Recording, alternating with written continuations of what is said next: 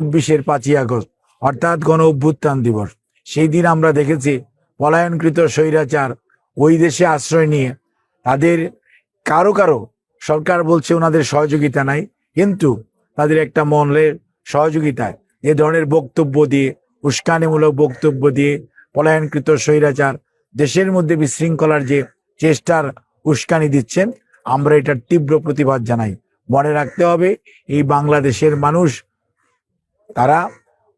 দীর্ঘদিনের আন্দোলন সংগ্রামের পরবর্তীতে স্বৈরাচার যখন বাধ্য হয়ে পালিয়েছে এবং পালিয়ে উনি এখন যে অবস্থায় আছে, আমরা আশা করব যদি ওনার সাহস থাকে সে আইনের মুখোমুখি হন, আইনের যদি উনি খালাস পেয়ে যায় খুবই ভালো কথা, বাট আইন আদালতের মুখোমুখি হয়ে একটি স্বাধীন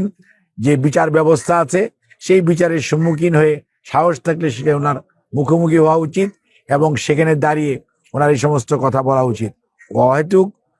দেশের মানুষ অনেক ভালো আছে স্বৈরাচার পতনের পরবর্তীতে, এবং অহেতুক মানুষকে উস্কানি দিয়ে দেশে বিশৃঙ্খলা সৃষ্টি করার যে কোনো প্রচেষ্টা সাধারণ জনগণ যে কোনো উপায়ে হোক এটি প্রতিহত করবে।